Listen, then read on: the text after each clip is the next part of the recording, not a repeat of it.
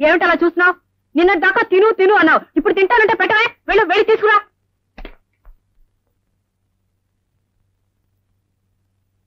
త్వరగా తీసుకురా.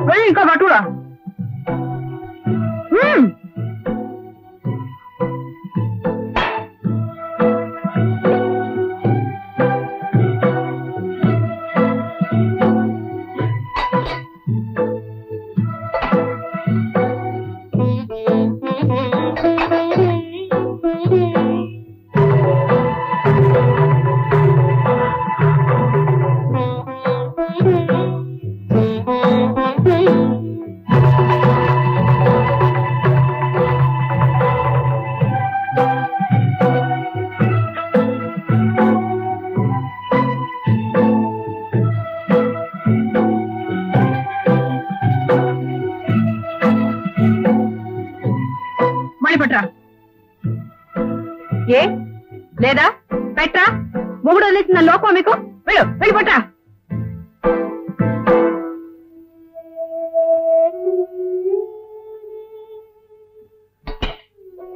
పప్పేది, నెయ్యేది, ఇంటి చదువుకోలేవా?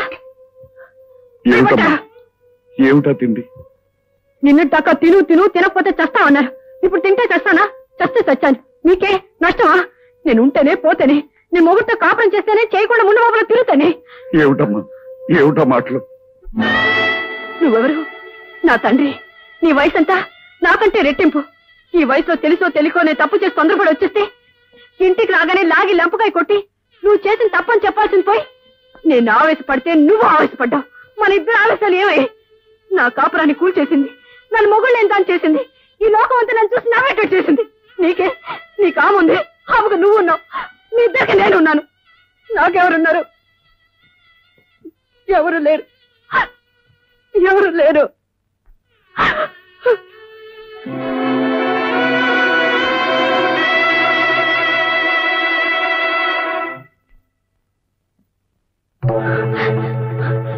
నువ్వెవరు? నా తండ్రి. నీ వయసంతా నాకంటే రెట్టింపు. ఈ వయసులో తెలుసో తెలియకో నేను తప్పు చేసి తొందరపడి వచ్చేస్తే ఇంటికి రాగానే లాగి లంపకాయ కొట్టి నువ్వు చేసిన తప్పని చెప్పాల్సింది పోయి నేను ఆవేశపడితే నువ్వు ఆవేశపడ్డావు. మన ఇద్దరు ఆలోచనలు ఏమయ్యాయి? నా కాపురాన్ని కూల్చేసింది, నన్ను మొగుళ్ళేం దాని చేసింది, ఈ లోపం అంతా నన్ను చూసి నవ్వేటట్టు చేసింది. నీకే నీ కాముంది, ఆమెకు నువ్వు ఉన్నావు, మీ ఇద్దరికి నేనున్నాను. నాకెవరున్నారు? నాకెవరు లేరు, ఎవరు లేరు.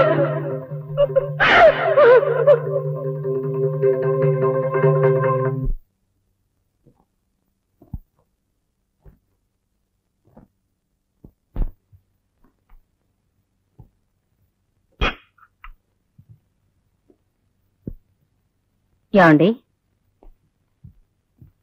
ఏమండి, ఏమండి, ఏమండి? సరళా, అమ్మా సరళా, సరళా. ఏమిటమ్మా? తొందరగా రమ్మా. ఏమైంది? తొందరగా రమ్మా. మీ నాన్నగారిని ఎంత పిలిచినా పలకటం లేదు. ఏమిటో చూడు. నాన్న, ఏమండి?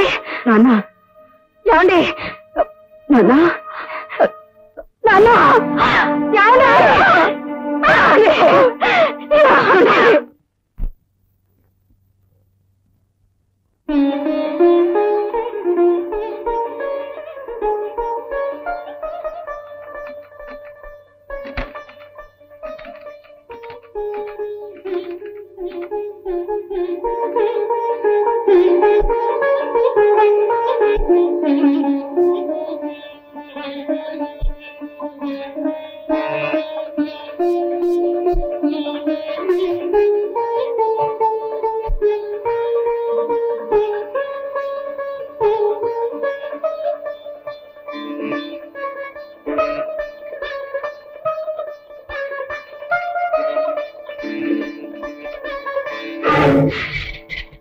ఏమిటి సార్ అది?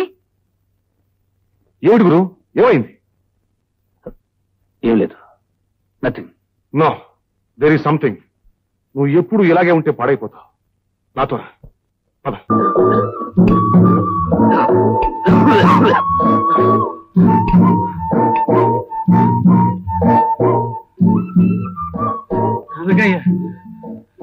దోసకాయల పల్లి కరెంటు కనెక్షన్ వరదలు వచ్చాయి, మా ఇల్లు కొట్టుకుపోయింది, దాంతో పాటు నా భార్య పిల్లలు కూడా కొట్టుకుపోయారు. నేను ఊరిపోతున్నాను. మీకు డిపాజిట్ కట్టాను కదా, ఆ డిపాజిట్ పట్టుపోతామని వచ్చాను.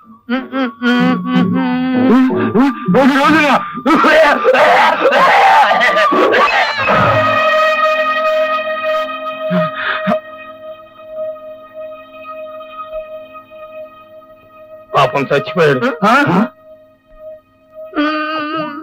నాన్న నాన్న, వాడు 10 ఇస్తే సైకిల్ కొనిస్తానని చెప్పావే, మరి వాడు చచ్చిపోయాడు కదా, నాకు సైకిల్ అలా కొనిస్తావు? ఏమిటో వదినా, అసలు అన్నయ్యకి అనారోగ్యంగా ఉన్నట్టు ఎప్పుడూ అనిపించలేదు. ఇంతకు ముందు ఎప్పుడైనా గుండెపోటు వచ్చిందా ఏంటి? ఆయనకి తలనొప్పి కూడా తెలియదు, జ్వరం వచ్చినట్టు చూడలేదు. మరంత ఆరోగ్యంగా ఉన్నాయన ఎలా పోయారు వదినా? అంతా నా కర్మ. ఈ మహా తల్లి పట్టుదలకు పోయి మొగుండు వదిలేసి వచ్చింది. కూతుర్ని చూడగానే ఆయనకి పట్టుదల వచ్చింది. అంతా చేయి సరిపోయిన తర్వాత ఇదంతా తన వల్లే జరిగిందని ఆయనలో ఆయన బాధపడి కుమిలిపోయారు. ఉన్న పసుపు కుంకాలు వదులుకుని ఇది వచ్చింది, వచ్చి నా పసుపు కుంకాలు చెరిపోయింది.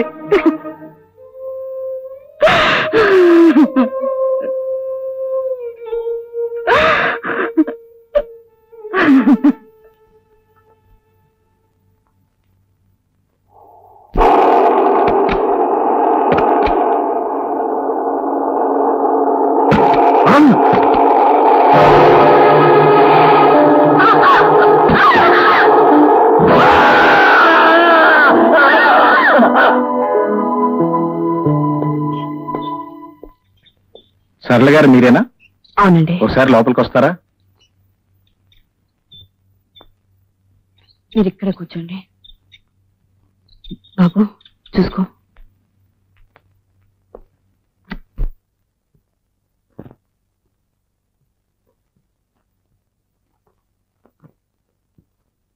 ఏమండి,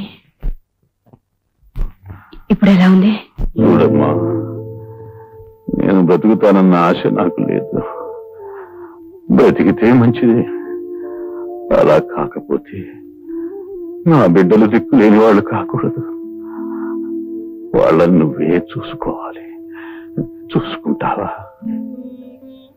ఈరోజు ఈ సహాయం కోసమే మన 2 కుటుంబాల మధ్య బంధం ఏర్పడిందేమో. నా వాళ్ళే నాకు చాలా మంది ఉన్నారు, కానీ వాళ్ళంతా నేను పోతే ఆస్తిని ముక్కలు చేసుకుని పంచుకునేవాళ్ళే, నా బిడ్డల్ని చూసేవాళ్ళు కాదు. అందుకే నిన్ను అడుగుతున్నాను, చూసుకుంటావా అమ్మా? అవే మాట్లాడండి. నన్ను కాపాడడం కోసం మీ ప్రాణాన్ని అడ్డు పెట్టారు. జీవితాంతం మీ కుటుంబానికి రుణపడి ఉంటాను.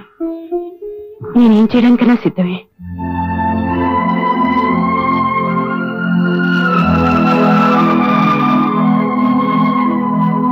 లాయర్ గారు, నా ఆస్తి మొత్తం ఆమె రక్షణలో నా బిడ్డలకి దక్కేలా రాయండి. అది చట్ట ప్రకారం సాధ్యం కాదు. మీ తర్వాత మీ ఆస్తి మీ భార్యకే దక్కుతుంది, కానీ మీకు భార్య లేదు. ఇప్పుడు ఎలాగా? చూడమ్మా, ఆయన ఆస్తి అంతా నీ పేర రాయమంటున్నారు. నీ సంరక్షణలో పిల్లలకు దక్కేలా రాయమంటున్నారు. అలా చేయడానికి చట్టబద్ధమైన కొన్ని నిబంధనలున్నాయి. రేపు ఆయన తర్వాత ఆయన దాయాదులు నువ్వెవరని అడగవచ్చు. అందుకు నువ్వేం సమాధానం చెప్తావు? అప్పుడు వాళ్ళు ఆస్తిని కాజేసే ప్రమాదం ఉంది. అందుకే నువ్వు ఆ పిల్లలకి తల్లివి కావాలమ్మా. పిల్లలకు తల్లి అంటే చట్టబద్ధంగా నువ్వు ఆయనకు భార్యవు కావాలి. అప్పుడే పిల్లలకు నిజమైన సంరక్షణాలు కాదు. ఆలోచించద్దు. నువ్వు ఆలోచించేలోగా ఏ క్షణంలో అయినా ఆయన ప్రమాదం జరగవచ్చు. అప్పుడు పిల్లలు దిక్కులేని వాళ్ళైపోతారమ్మా.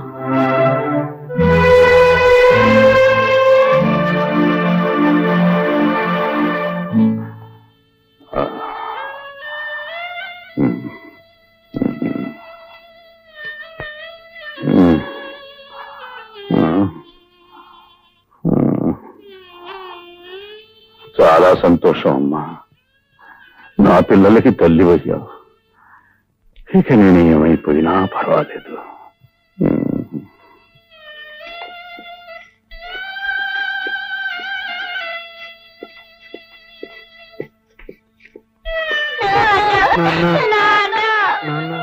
బాబు ఊరుకోండి బాబు.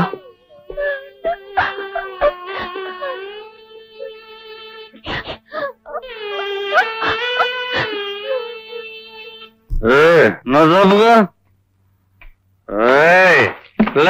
నువ్వెవరినన్నా ప్రేమించావా? పెళ్లి చేసుకున్నావా? ప్రేమించినా పెళ్లి చేసుకున్నా మీ ఆడేళ్ళందరినీ పిసికి పారేస్తారు. జాగ్రత్త. నల్లే లేదా? నువ్వు ప్రేమించావా? పెళ్లి చేసుకున్నావా? ప్రేమించిన పెళ్లి చేసుకున్నా మీ ఆడేళ్ళందరినీ నిలబెట్టి నరకి పిలిచి చేస్తాను. జాగ్రత్త. Mister Bharat,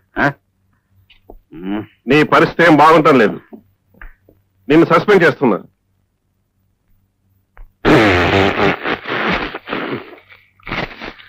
After all your job, this is life. That is job.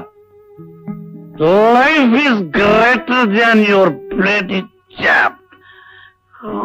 Goodbye. Goodbye. Goodbye, your job, bloody job.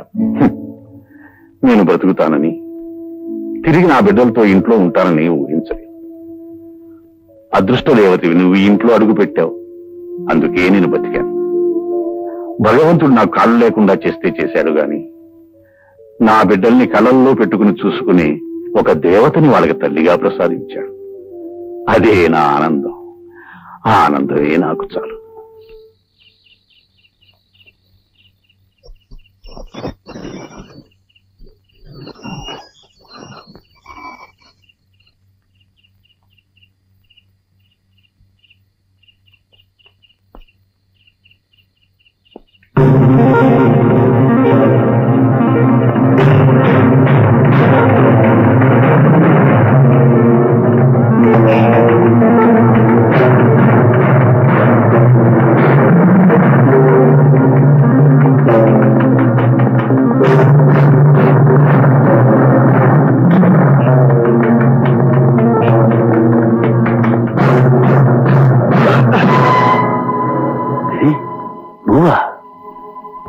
రోజు గోడ దూకుడుకునేనా? అవును, నేనే. ఎందుకు వచ్చావు? మా ఇంటికి ఎందుకు వచ్చావు? నేను వచ్చింది మీ ఇంటికి కాదు, మరి జనార్దన్ ఇంటికి. జనార్దన్ ఇంటికా? జనార్దన్ భార్యకు నాకు చాలా కాలంగా సంబంధం ఉంది. అయితే ఆ రోజు ఆమె కోసం వచ్చాను. వెళ్ళబోతుంటే నేను చూసి కంగారు పడి వెనక్కి వెళ్ళిపోయాను. మరి జనార్దన్కి సాలకు సంబంధం ఉందని ఎందుకు చెప్పావు? ఆ రోజు నన్ను చూసి గుర్తుపెట్టావని భయపడి ఈ అనుమానాన్ని అటువైపు మళ్లించాను. అయితే ఇన్నాళ్ళు నువ్వు చెప్పినవన్నీ అబద్ధాలు.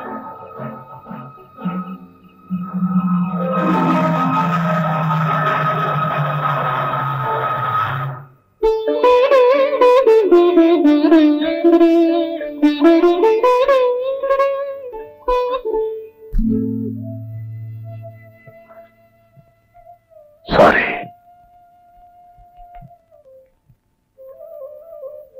తొందరపడ్డాను. ఎలా తెలుసుకోగలిగావు? మా ఆఫీసులో పనిచేసే గిరి అతను చెప్పాడు.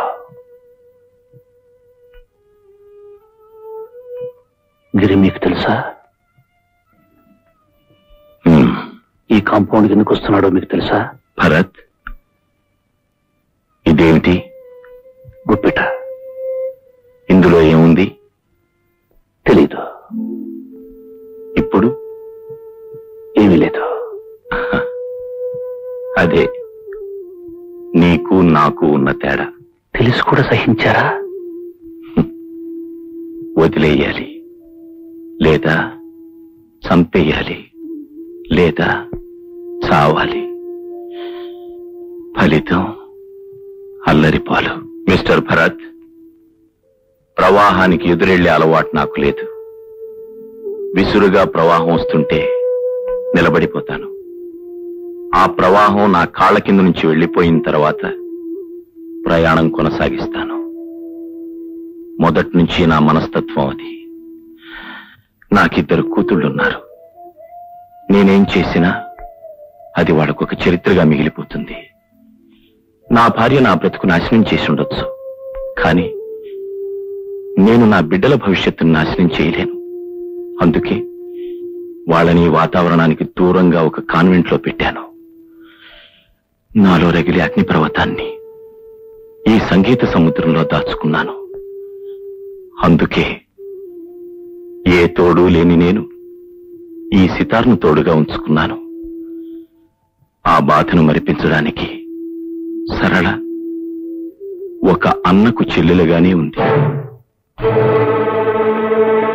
భరత్, నేను అగ్నిగుండంలో కూర్చున్నా నిప్పులని బయట కనబడినివ్వకుండా చుట్టూ మల్లె పువ్వులున్నట్టు భ్రమ కల్పించాను. నువ్వు మల్లెపూల పాన్పు మీద కూర్చొని అవన్నీ నిప్పులని భ్రమపడి నీ కాపురాన్ని అగ్నిగుండం చేసుకున్నావు. నిజాల్ని గుప్పెట్లో దాచుకోవాలి, బాధల్ని గుండెల్లో దాచుకోవాలి. జరిగిందేదో జరిగిపోయింది. వెళ్ళు, సరళను రమ్మను. నువ్వు అడిగితే తను కాదందు.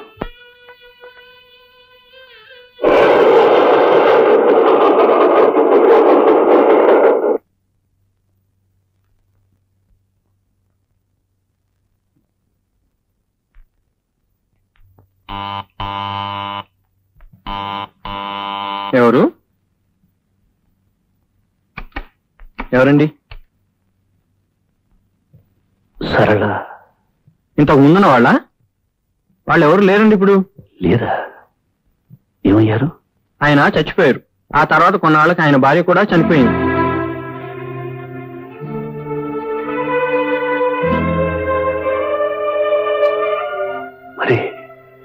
మరి సరళ ఆయన చనిపోయాక ఆమె ఇల్లు విడిచిపెట్టి వెళ్ళిపోయింది. ఆ తర్వాత వేరే ఎవరినో పెళ్లి చేసుకున్నాడు.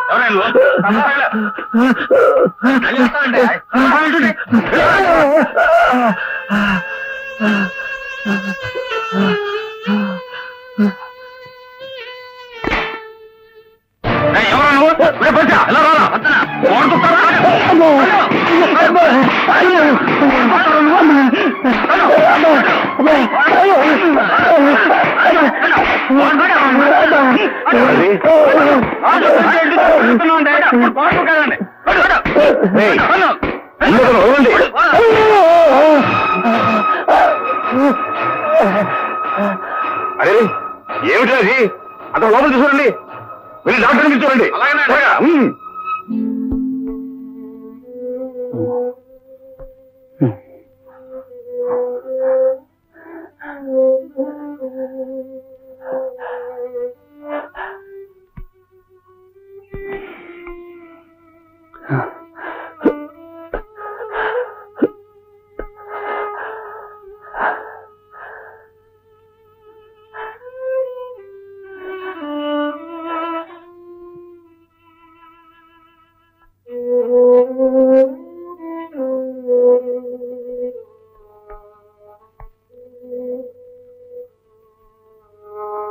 ఈ ఇంట్లో ఏం కావాలని గోడ దూకి రాబోయావు?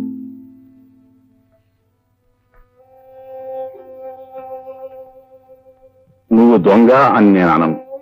ఎందుకంటే దొంగతనం చేసేవాడు మనుషులుండగా గోడ దూకడు. మరి ఇంకేం కావాలని గోడ దూకి వచ్చావు? ఓ దేవతను పోగొట్టుకున్నాను. ఆ దేవత కోసం గుళ్ళన్నీ తిరుగుతున్నాను. ఓ గుడిలో కనిపించింది, గుర్తించేలోగా మాయమైపోయింది. ఎటు పోయిందో అని వెతుక్కుంటూ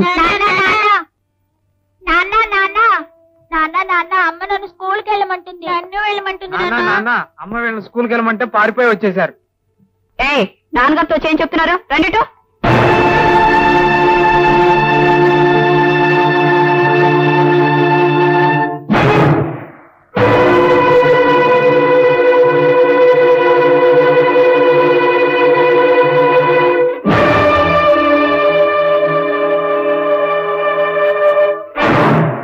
ఆవిడ ఈ ఇంటి దేవత, మీకు నా పిల్లలకు తల్లి. మీ పిల్లలకు తల్లి అంటే మీకు భార్యగా? భార్య అయితే ఆమె వయస్సు ఏమిటి, మీ వయస్సు ఏమిటి అనేగా. అది ఒక కథ.